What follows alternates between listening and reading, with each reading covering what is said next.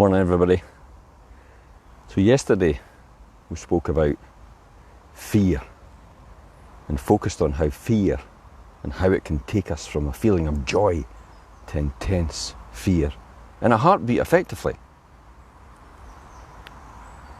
But what happens if fear leads to feelings of self-doubt? And how do we navigate those feelings? What do we do in those moments?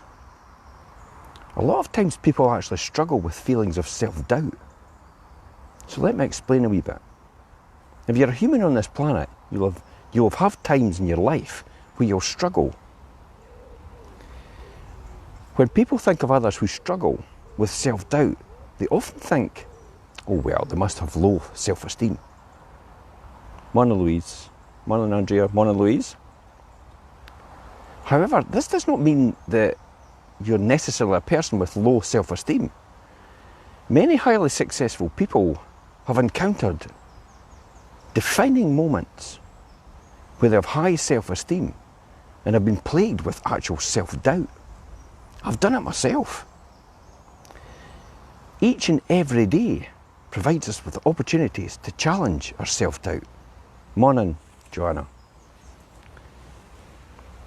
Psychologists have often used the phrase inner critic. I'll call it this wee voice in the back of your head. And it describes self-doubt. The inner critic shows up when we're taking a risk. And often when we're feeling vulnerable with ourselves or with another, when we are going to take the next steps or the right steps, and when we're stepping outside of our comfort zone. Have you often noticed how harsh our self-doubt can be? That wee voice in the back of your head, it keeps saying to you, what makes you think you're so special? And I laugh because I get it. No, not so often now, but I used to get it years and years ago when I first started out in buy-to-let and investment strategies. The first step in recognising your self-doubt and how it talks to you, and that's the key, to understand how it talks to you, and sometimes just to ignore it. This little inner critic is usually quite negative and chimes into your head in the most negative and evasive ways. Morning, Bridget. It's often there to remind you how you're not doing something right or how you're actually failing at something. So what does self-doubt say to you? Does it say things like, who do you think you are? Or why would anyone want to listen to you, to what you have to say? In these moments, you can take a step back and realise that self-doubt is just a thought or a feeling. That's all it is. As somebody once said to me, it's just a bunch of chemicals rolling about in your head, telling you what you want to hear, or you might not need to hear. You can learn to neutralise this inner critic and this wee voice. Self-doubt is something that everyone has experienced at some point in their life, but we need to keep a check of it. So here's some strategies to help you move forward despite those thoughts and feelings. Remember to live in the present, the now.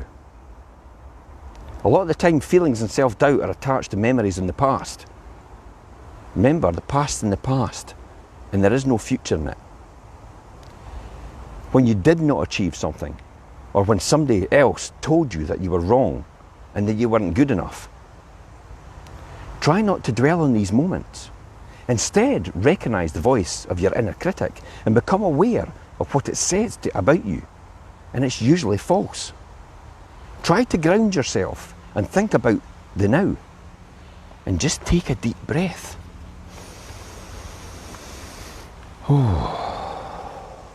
Try it. Does that not feel good? Certainly a lot more relaxing. So remember to trust in yourself. Ask yourself, is what the inner critic's saying is true?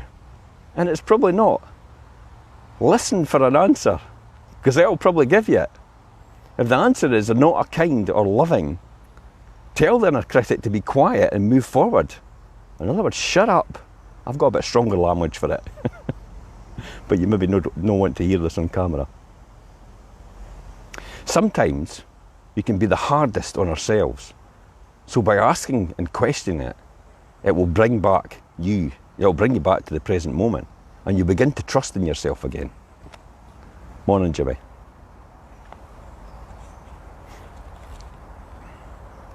Counteract the negative. If what the inner critic says could be true, then ask yourself, what's the worst thing that could actually happen? Morning, Karen. By bringing awareness to this question, you come to terms with the worst thing and begin to neutralise it.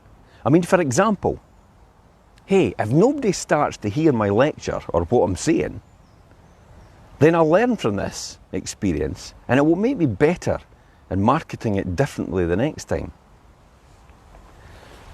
All the while knowing that at times it may seem that this little voice in the back of your head is stronger than the positive. However, by staying aware of when it happens and making a concerted effort to counteract the negative, you'll be taking control of your reactions. So take care of you. Remind yourself through the positive affirmations, or even reaching out and spending some time with others who you truly relate to. Friends and family are an invaluable source of strength, reassurance and encouragement on occasion.